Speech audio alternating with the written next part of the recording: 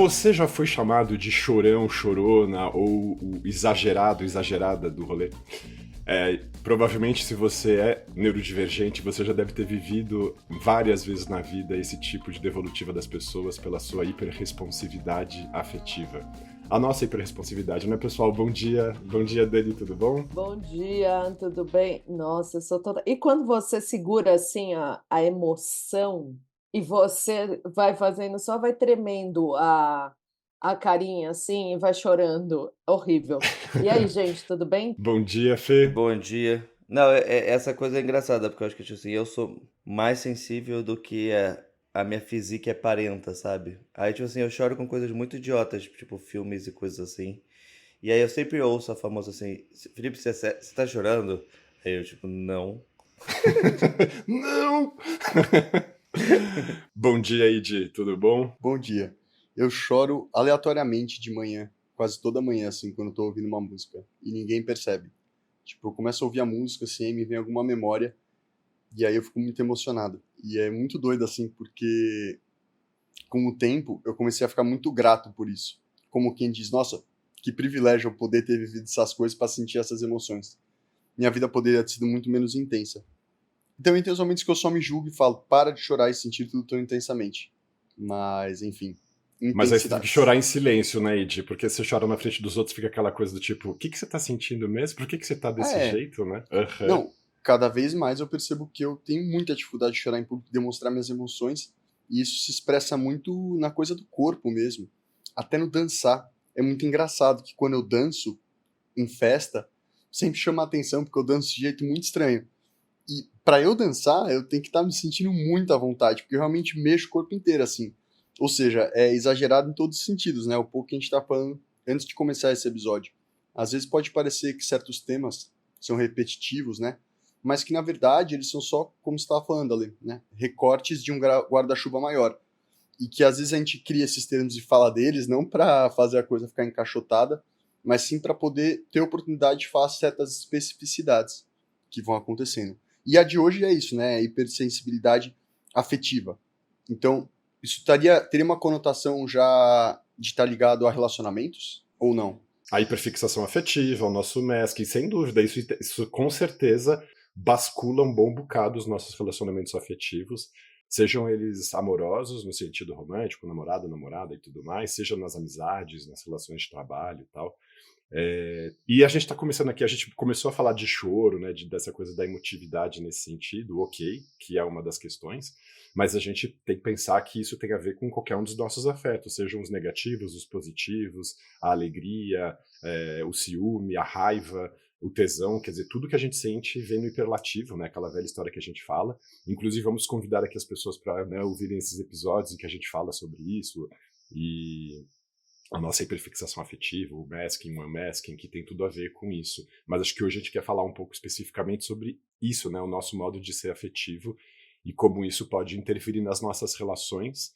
E aí eu estava pensando agora, enquanto vocês estavam se apresentando, de uma situação que acontecia muito, acontece. Agora um pouco menos, eu tenho feito mais coisas sozinho, assim, mas geralmente quando eu ia para museu, dependendo da obra de arte que eu estava diante, eu começava a ficar emocionado e chorar diante daquilo, e as pessoas que estavam comigo falavam assim, você quer roubar a cena, né, você quer parecer que tá mais Nossa, emotivo que os demais, outros e cara. tal. E eu lembro quando eu estava na Grécia, eu vi a máscara do Agamenon, e tipo, pra mim, eu era totalmente fixado em Ilíada, Odisseia, cultura grega, só que eu olhei aquela máscara e falei, cara, eu tô diante desse objeto, assim. Foi instantâneo, não conseguia nem controlar. E aí fica aquela coisa do, você tá pagando de foda aqui, né? Você quer ser o tal da história e tal. E é super chato isso, né? Porque a gente tem que se limitar e chorar em silêncio, né? Deixar a lágrima escorrer pra Não, dentro. e não só chorar. Agora que você falou isso, assim, eu sou muito revoltado, né? Eu já sou por natureza, mas cada vez mais eu fico mais porque eu fico olhando pro meu presente e pro meu passado, e eu fico olhando como que essas coisas sempre estiveram acontecendo na minha vida, que elas seguem acontecendo, desde a época da escola até no ambiente de trabalho. Nessas coisas que antes eram coisas do dia a dia e agora são muito claras para mim, são características do meu autismo. O que eu quero dizer com isso? Eu sou uma pessoa que sempre quando eu ouvia música, eu cantava, eu sempre tava, tipo, batucando, às vezes eu faço careta naturalmente quando eu tô escutando um som, o que é até engraçado, e por aí vai. E como que hoje, no meu trabalho e no meio social, o tempo inteiro eu tô me podando disso. Literalmente, tendo vergonha do mundo ver como eu sinto as coisas, porque eu sinto que eu vou ser julgado como uma pessoa que quer chamar atenção, como uma pessoa que é imatura, que é estranha. Porque a mentalidade comum é o quê? Cara, você não tem controle dos seus impulsos? Não tem como você ficar um pouco mais de boa? Porque você sabe que você é diferente, eu realmente sei. E teria como eu ficar de boa, mas eu não quero. Porque eu quero ser como eu sou, e ponto final. E é uma revolta muito grande, assim. Hoje, a gente antes de começar o episódio, a gente tava falando sobre essa coisa do autismo, né? Que eu falei, eu nem sei se eu sou autista ou não, e para lá. Que eu tava falando nesse sentido, né? Que beleza, eu sou autista, eu tô aqui falando com vocês, mas eu não tenho a moral de assumir que não, eu sou assim, né? Eu, quando vou ver uma orquestra, eu mexo meu corpo. Eu, quando eu faço as coisas, eu me envolvo intensamente, porque faz parte de como eu sou. Não, eu não consigo aceitar isso e sigo me olhando com os olhos dos outros. Do olhar normotipificante, de você querendo se entrar na forma tão pequenininha. Não precisa. Não precisa, eu não consigo. É bem difícil, assim, encontrar esse lugar. E acho que parte disso, enfim, né? Eu acabei levando por outro lugar de meio de como é sente frente ao outro, mas o ponto é, tudo isso está interligado com a questão de hipersentir as coisas, né? E isso passa nesse lugar. Qualquer coisa, estímulo que eu recebo, quando eu sinto, ou é 8 ou é 80. Ou não me encosta, ou entrega total. De sentir e conter, né? E você falou de um aspecto bem interessante, que é essa questão que o Fê também falou, né? De chorar em silêncio, chorar no cantinho, de tentar segurar, porque a gente sabe o constrangimento que isso pode gerar nas outras pessoas. E como você falou da interferência disso até na vida profissional, vou dar só um exemplo aqui.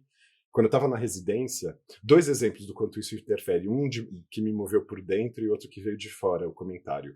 Eu deixei de fazer, por exemplo, estágio não, né? Por exemplo, residência em obstetrícia, que eu achava o máximo. Eu aprendi super rápido a fazer parto e tal, porque eu chorava toda vez que uma criança nascia. Eu ia pro cantinho da sala e ficava chorando. Eu falava, cara, eu tô chorando mais que o pai da criança, tá bizarro isso. As pessoas vão achar muito estranho eu reagir desse jeito. Eu falava, cara, e depois do primeiro, do segundo, terceiro, quarto, quinto parto, não mudava. Eu falava, mano, não vou conseguir trabalhar. Porque se eu ficar tendo esse tipo de reação cada vez que nascia a criança, porque eu achava assim, nossa, o universo tá brotando de novo aqui, toda essa imagem, eu falava, não vai rolar. E simplesmente eu decidi também não fazer obstetrícia por causa disso, pra vocês terem uma ideia do quanto influencia. E por outro lado, cara. quando eu tava na Nossa, residência em psiquiatria, eu tava lendo um texto que a gente teve que escrever no final do estágio de interconsulta, e eu tinha atendido um menino que teve um problema, ele morreu de câncer e tal, e eu tava fazendo a interconsulta dele, acompanhando o final da vida dele, e eu escrevi um texto super triste falando dessa história, e eu me emocionei demais lendo o texto para os professores ali no fim do estágio, e uma das professoras virou e falou assim, você não tem a menor condição de ser psiquiatra. Porque ela achava, ela leu a partir desse lugar, você não tem a menor maneira de se conter emocionalmente, como que você está dando demonstração assim dessa sua fragilidade, isso aqui deu um esculacho no final da leitura, assim. Aí os outros professores, não, fica tranquilo, tá tudo certo. Um outro professor falou, não, você é um poeta, tá tudo certo. Assim, era essa diferença, assim, um que fica embevecido e acha super bonito eu poder me expressar tão afetivamente, a outra que fala, você não tem a menor condição de trabalhar no ramo. Olha pra onde vão as coisas. E a gente tem que tolerar e segurar a onda e falar, cara, será que eu sou uma aberração mesmo? Eu posso fazer esse tipo de trabalho ou não posso? Né? Vai nesse lugar. Mas talvez você não possa. Essa é a real. Talvez, tipo, na Estou condição aqui. Não, o ponto é... Não, perdão, eu sei. O que eu quis dizer não é no sentido de não conseguir, tá? O que eu quis dizer não posso é de... Né? Não, perdão. O que eu quis dizer é que, às vezes, você pode estar inserido num contexto social que é tão intenso e repressor frente a você que realmente pode te limitar, sabe? Claro, eu poderia ter me inibido naquele momento e desistido, sem dúvida nenhuma. Total, cara. Depende muito do lugar que você tá, das influências que você tem, do seu repertório, da sua criação. Eu fico olhando pra mim mesmo, assim, ouvindo a sua história e falando, nossa, que triste, né? É uma expressão tão genuína e bonita sendo reprimida e pensando que sempre vai ser reprimido. A gente não vai mudar o mundo. A gente consegue mudar a gente, talvez. Encontrar um equilíbrio entre ter uma autoconfiança em você mesmo e acreditar que você não tá sendo tipo um bolsonarista louco, nesse sentido de alguém que viaja no próprio mundo e cria próprias realidades. Porque quando você é o estranho o tempo inteiro, na maneira como você sente tudo, de maneira hiperreativa, de certa maneira você é o quê? O louco na lua, né? Você sempre vai ser. E a questão é que o louco na lua, ele acredita que tá tudo bem. E no final das contas ele tá bem. E é encontrar esse balanço, né, de entender o ser olhado e ser quem você é e como a gente balanceia isso. Trazendo um pouco pra coisa do masking, E, galera, viagem total, mas bora que vamos. Vou O soltar aqui. Felipe nem falou ainda. Exatamente, que eu então. Não, eu acabei de falei lá no escrever essa início, mas a fala gente aí tá que a gente puxando tá vários temas. fazendo monólogo aqui. Felipe A não gente que falou tá nem bom hiperrespondendo. dia. Não, eu dei um bom dia, Embrasei. falei do choro, mas o Ed tá nos 150 tons. Eu e você, Dani, a gente tá. A gente tá aqui Fechado. acompanhando. Vocês deviam ver a nossa cara, gente. Tá É que aqui é 5 da tarde, vocês estão acordando. A gente, a Passa essa gente bola aí de é tipo o moderador dos debates de São Paulo. Não, total. Falando em debate, né? rolar cadeirada hiperreação afetiva. aí. Não, de jeito nenhum, que ninguém é psicopata.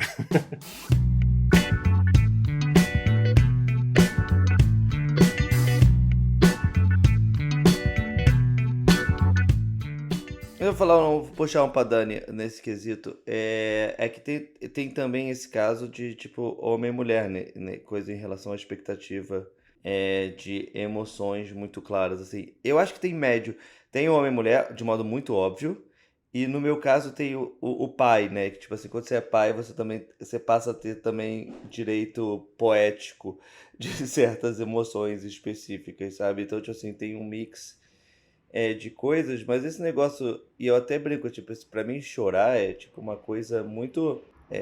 Tipo assim, eu não consigo discutir com alguém chorando, ou coisa, tipo assim, chorou, perdeu, assim, sabe? Tipo, perdeu não, ganhou, na verdade, que eu não consigo discutir.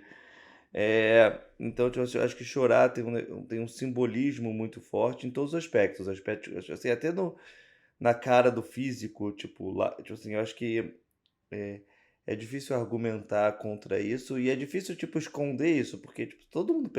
E eu acho que até adulto, assim, você fala com aquele cara de infância, sabe? Tipo, ah, não, ninguém tá percebendo que eu tô chorando. Cara, tá todo mundo percebendo. Como mulher, né?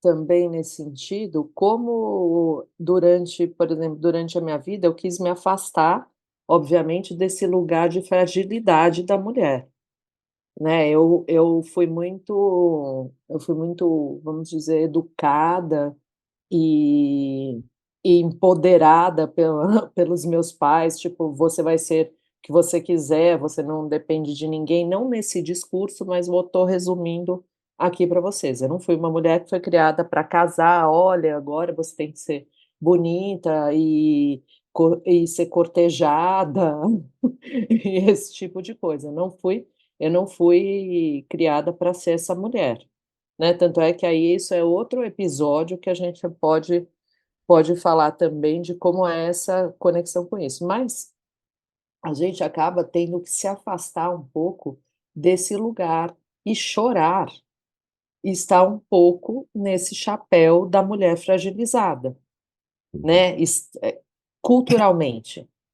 Então, cada vez que eu chorava ou que eu ia chorar em público, me causava uma vergonha enorme, assim. E como o Fê falou, eu tenho uma questão, realmente, tenho a pele bem branca e eu começo a ficar vermelha.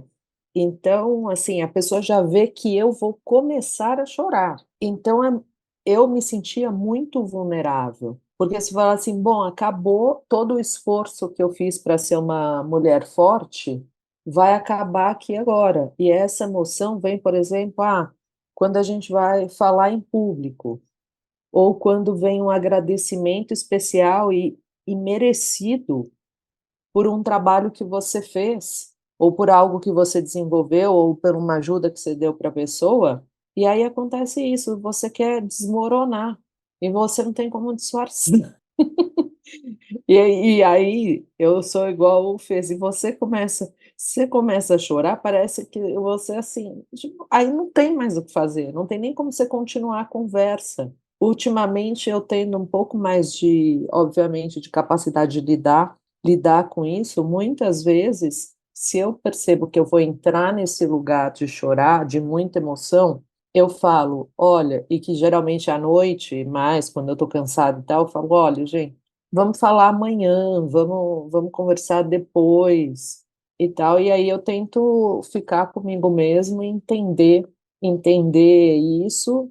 E sempre falei para vocês, né, gente? Para mim é nada como uma boa noite de sono para regular as emoções. No outro dia, tipo, é um reset, realmente, o sono é um reset, né, A gente? resiliência autística aí, né, Dani?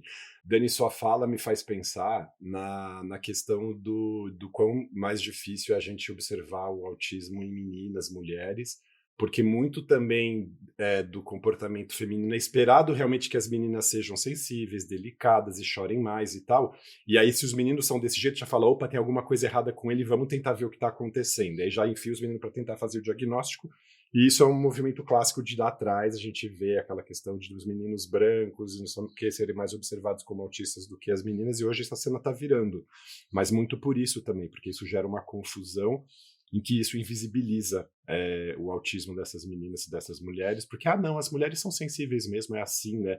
Então a gente não quer enxergar o que está por trás. Agora um E homem tem a assim, não. manifestação, né, Uhum, do autismo nas mulheres, ali, que a uhum, gente já conversou lá no uhum, início, que é, em muitas vezes, diferente, diverso uhum, da uhum, manifestação dos meninos, e isso faz com que, inclusive, por exemplo, em todas as conversas que eu tenho sobre o diagnóstico, sobre autismo, dá aquele lugar de síndrome do impostor fortíssimo, uhum, né? Do tipo, não, você não é autista, uhum, né?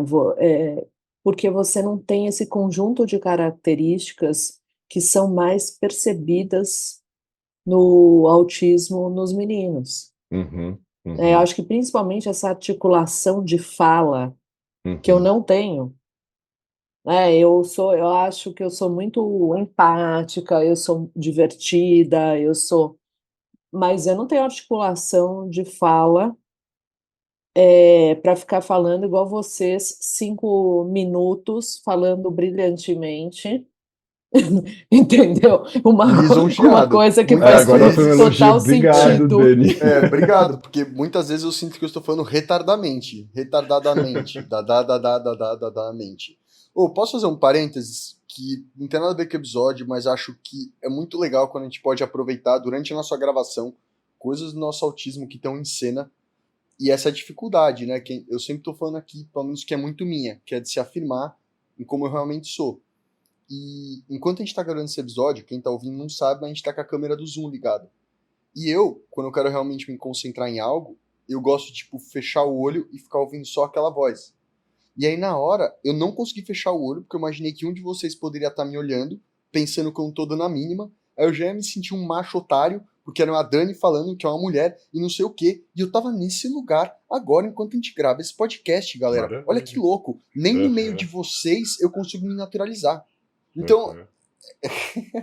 Não, e que enfim, agora eu vou maravilha que você fechar o pode olho. dizer isso agora acontecendo exatamente, você tá aí É, reagindo do seu jeito a isso, assim, até nessa hiper sensação de reagindo, dúvida. exato. E A maravilhoso, ponto assim. de me Agora eu expor fico pensando publicamente. o quanto isso não interfere no cotidiano das relações de vocês. Gente, assim, a minha hiperreação, por exemplo, à crítica, a coisas do tipo, o copo tá sujo na pia, assim, tipo, gera um avalanche de coisas, assim. E pequenas coisas no cotidiano eu percebo que eu hiperreajo nesse sentido. E às vezes eu vou falando, eu vou vendo que vai ficando, a minha voz vai ficando mais, né, minhas proposições ficam mais veementes, a minha voz vai ficando mais impositiva, não sei o quê, e fala, cara, e é doido essa coisa que vai crescendo é irrefreado, assim, eu diria quase Mas que é você percebe, irrefreável. né? E Você eu te percebo percebe, falando, esse é nossa, o que não, eu.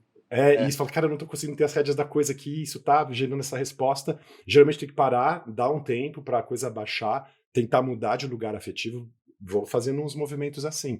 Mas é bem impressionante. E isso, por exemplo, a gente já falou disso em outros episódios, né? Hiperfixação afetiva, por exemplo, que é a adesão a isso, só que pelo afeto positivo, pelo entusiasmo e tal. Fala aí, Dani. Não, eu ia falar que aqui tem muito esse problema, não é esse problema, essa questão, e não é comigo, mas eu também fico sem saber o que fazer. Uhum, Hoje em dia eu falo, olha, tá um pouco essa reação, tá um pouco exagerada, vamos conversar daqui a pouco. É um pouco sobre isso, sobre o copo na pia, entendeu? uhum. Sobre falar assim, olha, não sei porque esse potinho de iogurte não foi lavado ainda. Nossa, vira um negócio. Nossa, era tão en passant, assim, esse Hum, comentário.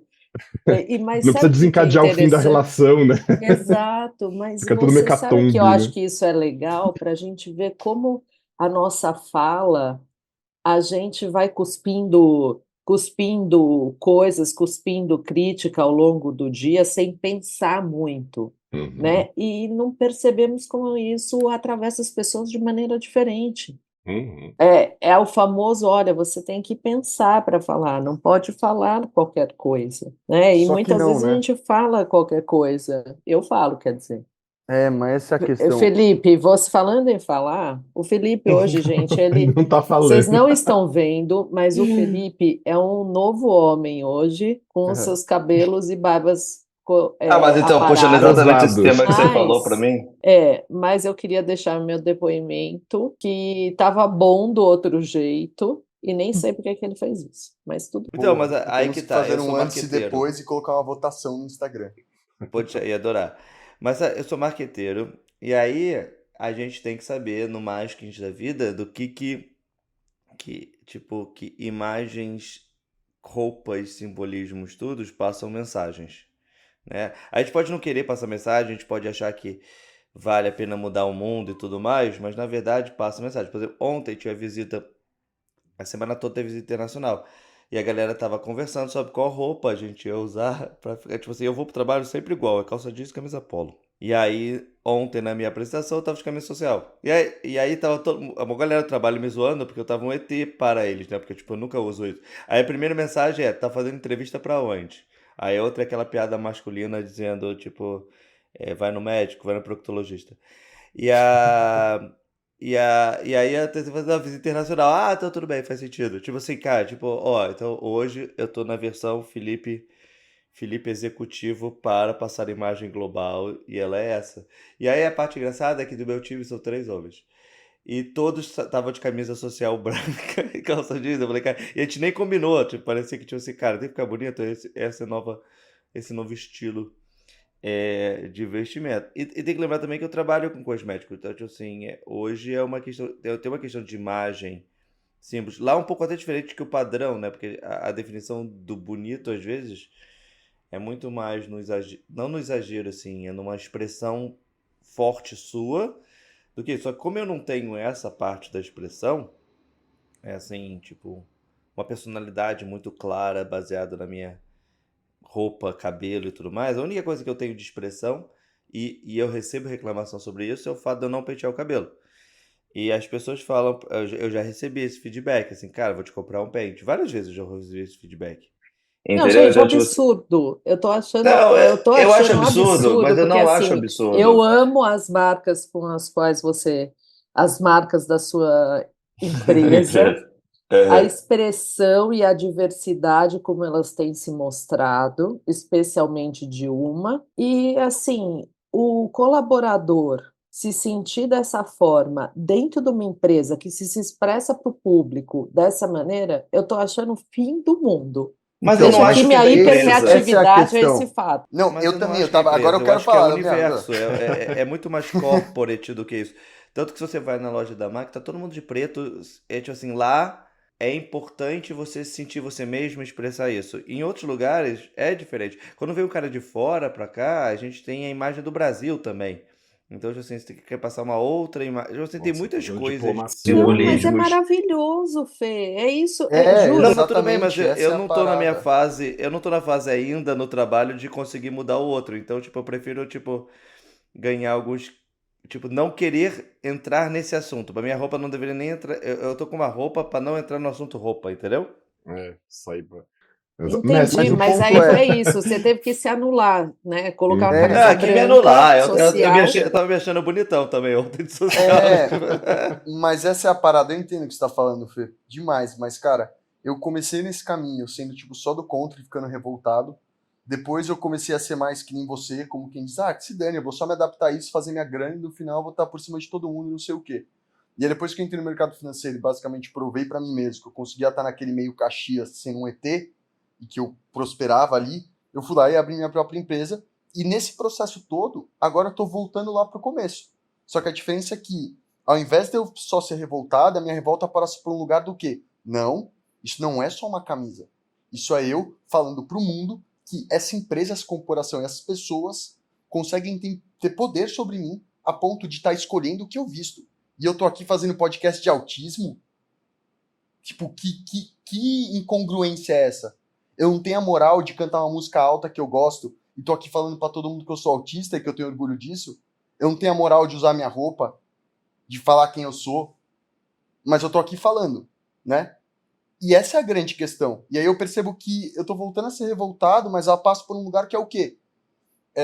Tem uma frase do Gandhi que eu gosto muito, eu posso estar falando a frase errada, mas que a mudança acontece nas pequenas mudanças, na verdade. Seja a mudança que você quer ver no mundo, não é Também, essa? mas tem um negócio que ele fala assim, Dani, eu não sei, mas o ponto é, inerente à frase, o ponto é que muitas vezes a gente fica achando que as coisas precisam de grandes atos. Tipo, a grande transformação, o grande movimento, e não sei o quê.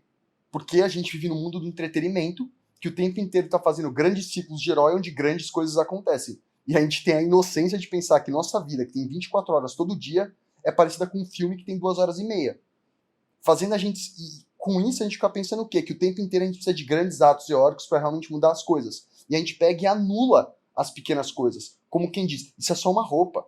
Não é assim que vai mudar. Eu tenho que escrever uma carta, fazer um movimento, não sei o que, lá, mimimi, e eu tenho outros objetivos. Quando na verdade era simples assim. Porra, a gente consegue mover montanhas, mas não tem a moral de bancar a roupa que eu visto. E Fê, eu tô falando isso, não é de você. Eu sou assim, eu tô falando de mim. Não, Essa revolta tão grande que eu coloco é porque eu sou brigando. essa pessoa. É, exato. Eu sou essa. Hoje, eu vivo isso o tempo inteiro, galera. Isso é minha vida, assim. Eu tava no barco hoje, indo pro trabalho lindo e maravilhoso.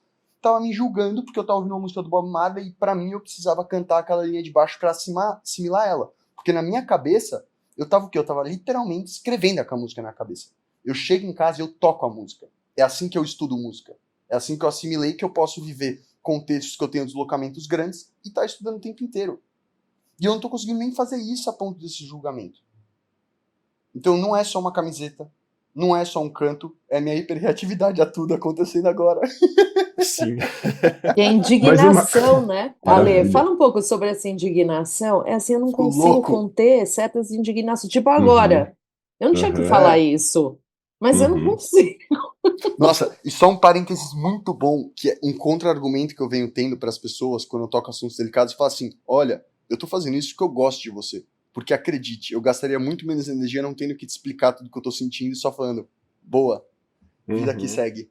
Sim, porque demanda uma puta energia você se posicionar, tá? Não é me posiciono e, estou aqui, sou quem eu sou. Muito pelo contrário, na verdade. Porque quando você tá fazendo isso, você tá literalmente tendo que encarar uma carga gigantesca. Porque muitas vezes não é como no filme da pessoa que se aceita, né? É muito mais tons.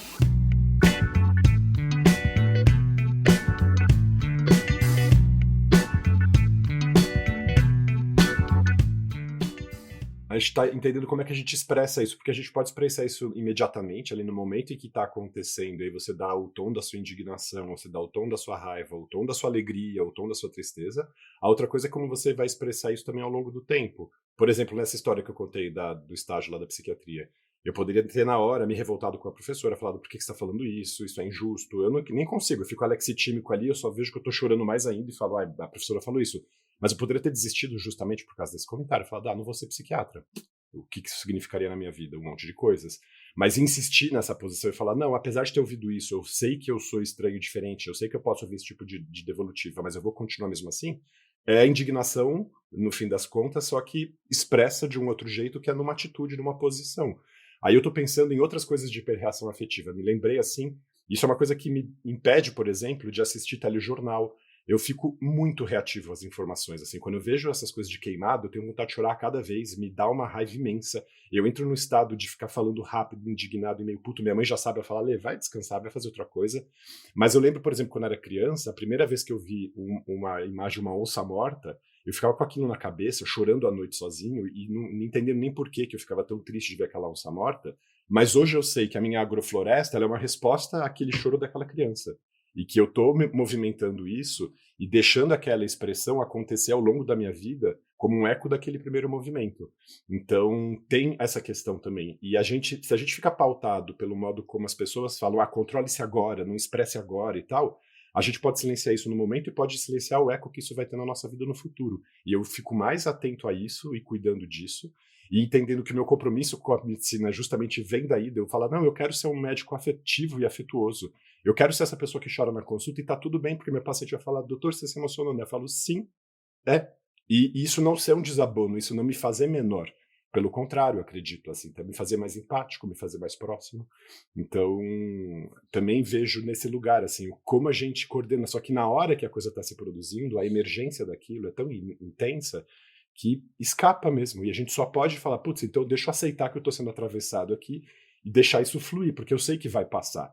E às vezes, depois de 5 minutos, fala, cara, olha o estado que eu estava ali atrás, naquele jeito, naquela intensidade, eu falo, bom, ok, espero que as pessoas tenham sabido ler aquilo. E não necessariamente as pessoas sabem, porque as pessoas podem ser generosas conosco ou podem ser super duras e críticas e invejosas também do nosso estado, porque também ver pessoas reagindo assim significa que a gente está sendo atravessado pela vida de um jeito tão intenso, e tem gente que não tolera o fato de a gente ser tão vivificado, tão tão intenso. Nossa, cara, eu tô vivendo tanto isso. Vocês não estão entendendo, de verdade, galera. Tipo, todo lugar que eu Vamos dar o passo nome agora... desse episódio de Vivificados? Exagerados Ninguém vai vivificados. entender. Pode ser. Pessoas autistas vivificadas. E basicamente a gente tá falando sobre como o mundo tira a vida da gente. Mas... E como a gente eu continua vivendo a adorei mesma essa assim. palavra, Fê. não sei. Só porque A que gente ele vai brota ter depois da busca. queimada. Eu só tenho que. A gente tem que ser achado. Não adianta você ser adorado e ninguém te ver. Essa é a verdade, questão. adianta. Talvez adiante. Talvez Esse é o ponto, sim. Fê. Essa é a questão. Beleza, vamos ser visto fazendo as coisas que a gente não acredita só pra atingir mais gente? Pô, então beleza, Mas, vamos você pegar não e começar acredita nada, você literalmente. não acredita nem que as pessoas gostam de você, cara. Tipo, tipo, você tem 167 mil provas toda semana que as pessoas só gostam de você e a sua reação Eu não é sempre, tipo, isso é acredito. tudo mentira. Eu não acredito, mas não é porque eu não acredito que, tipo, eu vou ir contra valores básicos de como eu acho que as coisas têm que ser feitas, sabe? Eu realmente acho que, tipo, tudo tem um propósito, desde um clique tem um propósito. Eu acho que justamente isso é uma maneira de se manifestar frente ao mundo, porque a gente vive num mundo em que tudo não tem um grande impacto. É só um clique, é só um aquilo, é só uma publicação, bora ganhar mais engajamento, por aí vai. Quando, na verdade, eu acredito cada vez mais que a gente tem que caminhar pro oposto disso. Não, tudo tem significado. Cada inspirar e expirar tem significado. A vida é muito breve, as coisas podem acabar muito rápido. Isso é uma ilusão que vendem pra gente pra ganharem dinheiro em cima da gente. Porque é uma maneira de controlar as pessoas. É muito fácil controlar alguém colocando pra ela uma série de seguranças. Por isso, gente religiosa feliz. Muito mais que eu, por exemplo. Mas a grande contar questão... um caso sobre isso especificamente, que eu acho que só um tema. Sim. Lembrei. Eu fui uma vez, há muito tempo atrás, que um amigo meu casou numa igreja evangélica, chama aquela Bola de Neve e tudo mais. Aí eu fui no casamento, no noivado lá dele, e as pessoas estavam cantando e tudo mais, e elas estavam num ás de felicidade, assim, tipo, absurdo pra mim, assim, tipo, cara, as pessoas estão muito felizes, assim, tipo, pareciam, pelo menos. E eu falei, cara, era um nível de êxtase que eu só tive, assim, tipo, 3 vezes na vida, assim, tipo, meu time fazendo gol no último minuto, nascimento das filhas, cara, tipo assim, eram muito poucos. Eu falei, cara, essa galera tem isso toda semana, cara, tipo assim, sendo verdadeiro, eu acredito que seja bem verdadeiro, tá? Mas eu falei, cara, tipo assim, bate um quê de inveja, sabe? Tipo assim, eu não acreditando no quê, no tudo mais, mas funciona. As pessoas, se o objetivo é ser feliz, aquela pessoa realizou a meta naquele momento, assim. A gente pode questionar várias coisas, mas nesse quesito eu falava assim, cara, os caras criaram um método interessante de ser feliz. Pode ter outros O ponto é efeitos e que tudo mais. o ponto é que é inútil. Você nunca vai saber no final. É um pensamento que não te vai a lugar nenhum. É uma resposta tão subjetiva que cruzam tantos pontos de vista que, na verdade, é só a gente olhando pra gente mesmo quando a gente se julga o tempo inteiro. Essa é a parada. Toda vez que a gente olha para as pessoas e pensa isso, é a gente olhando como a gente tá julgando a nossa felicidade. A gente não, né? Perdão, pessoal. Não quero falar a gente. Eu vou falar eu, o id. Porque eu tenho essa mania de falar a gente, porque eu quero acreditar que as pessoas são que nem eu. Mas elas talvez não sejam, entendeu? Mas você sabe que isso é uma coisa muito clara sua, né? Porque, tipo assim, em vários episódios assim, a gente tá falando uma coisa nossa, assim, aí você conta uma coisa sua como se fosse muito nosso, assim. Aí no segundo depois a gente fala assim, cara, a gente é muito não isso aí. Aí você fala assim, Sim. não, sério, né? Tipo assim, a sua primeira reação é tipo, vocês estão brincando comigo sobre esse tema. Não, Acho que no total, episódio cara. de mãe foi muito isso. A gente falou, aí você contando o seu caso, aí você, não, mas todo mundo tem esse problema. Não. Não.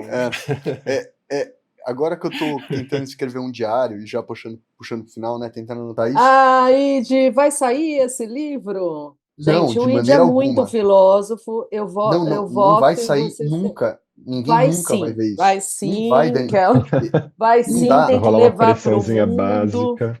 Mas sabe, você tem essa responsabilidade. Não, que nada, não tem chance disso acontecer. De verdade, pelo menos na situação que eu tô hoje, eu me sinto a coisa mais estranha do mundo. Mas o ponto é que parte dessa hiperreatividade que a gente tem, eu sinto que está muito conectada com uma capacidade muito forte que talvez nós tenhamos, vocês podem me falar se vocês compartilham disso, que é o quê? A capacidade de mudar de perspectiva rapidamente. E eu tá escrevendo meus pensamentos me mostram muito isso, como que eu tô, tipo, vivendo a primeira, a segunda e a terceira pessoa ao mesmo tempo, o tempo inteiro. Tipo, é o id na minha intensidade, é o id se observando, é tudo isso, sabe? É tipo o id de sociedade, como ele vê a sociedade olhando ele, é tudo ao mesmo tempo, cara, e as pessoas, elas só estão em uma pessoa, né? Ou a primeira pessoa, ou a terceira, ou a segunda, e eu sinto que eu tô em todas o tempo inteiro. Uhum. Isso torna a gente mais crítico, né? Também, E mais Ale. triste, Você agora com certeza. Não, mais crítico. Essa visão sistêmica que a gente tem e essa troca de lugar de, bom, eu sou eu sentindo, agora deixa eu entender quem sou eu sendo percebida, quem sou eu para essas pessoas. Aí louco. acho que isso tem um pouco Quem esse sou lugar eu? dessa visão sistêmica. Doideira, galera. Eu tava pensando na fala, enquanto o Id tava falando, que tem para mim, essa dimensão da hipersensibilidade afetiva, da hiperresponsividade afetiva, né? Me fala muito do modo como a gente lida com o instante. Não sei, eu vivo isso desse jeito, imagino que vocês também, eu te ouvindo, Id, me faz muito pensar isso, que é como se cada momento fosse tão precioso e a gente nunca imagina o que pode acontecer numa viradinha de curva, que fruta a gente pode encontrar pendurado naquela árvore, que pepita de ouro a gente vai encontrar no chão a cada vez, e toda vez acontece muito isso, que a gente tá o tempo inteiro atento, assim, a essa perspectiva de ser surpreendido pelas coisas. E a gente não se importa com o que nos surpreende, contanto que a gente se surpreende e sempre vai dar um movimento ou pro alto ou pra cima. Assim, eu não diria que a gente é muito mais triste do que os outros. A gente pode ser mais triste. A gente também é mais alegre. Sim, com com certeza. Não sei. Não, eu também concordo. Nem sei se a gente precisa comparar, na verdade. Eu não sei nem se a gente precisa ficar usando esses termos mais ou menos. Eu não acho que nem tá nem aí. Porque é isso, não fica aquela história, é o hiper qualquer coisa. Como a gente sempre fala aqui, é muito chato esse lugar, porque fica assim, hiper pra régua de vocês, porque isso aqui é o meu normal. E eu nem quero saber se isso é mais ou menos para vocês. A questão é como eu estou dedicado a isso que se abre para mim agora, que é o meu instante, o meu tempo, assim. E no fim das contas, a gente fractaliza mais o nosso tempo em outras decantações, em outras reverberações, e isso é o famoso, você hiperreagiu, você hipersentiu, tá? Fala, ok. Hoje eu tô bem mais tranquilo com isso, eu me permito fazer isso sem muitos constrangimentos, assim, mas acho que o constrangimento também é uma coisa que nos pega muito, a gente também pode... Eu já tô passando mal com esse episódio, dele ser lançado e, tipo, pessoas ouvirem eu mostrando minhas fragilidades e basicamente sendo, de novo, a criança revoltada. Basicamente, se passaram 29 anos da minha vida e eu não consegui mudar isso. E agora todo mundo tá ouvindo isso, e eu sempre vou ser isso, então... E a gente já até a página 2. Isso é lindo! Mas enfim, hiperreagindo ao vivo. E quanta coisa bonita você produz a partir dessa movimentação. Mas enfim, a gente aqui no auge de pelo menos 15 anos a mais que você, a gente acha isso o máximo, né, Ale, Fê? Uhum. O id é vivo e reverberante de você. É um símbolo de pessoa que bate, vivificado. Vocês também. Esse é o problema. É uma bola de neve, né? Quanto mais falam, mais eu acho que não é. Então não falem, por favor. Porque é isso, eu falo, por que estão falando de mim? Eu fico na coisa do coitadismo, né? Nossa, que isso, olha eu aqui querendo confete. Porque toda a minha vida as pessoas falando, né? Quem quer confete, né? Você quer confete. E eu só pensando, não, eu hiperreajo às coisas, cara. Só isso. Maravilha, enfim. pessoal. Uhul! Espero que vocês tenham uma boa manhã. Desculpa aí. Qualquer coisa. Desculpa aí, qualquer coisa. Ótimo. Um beijo. Um beijo Até grande, semana que pessoal. vem. Adorei esse episódio e beijo.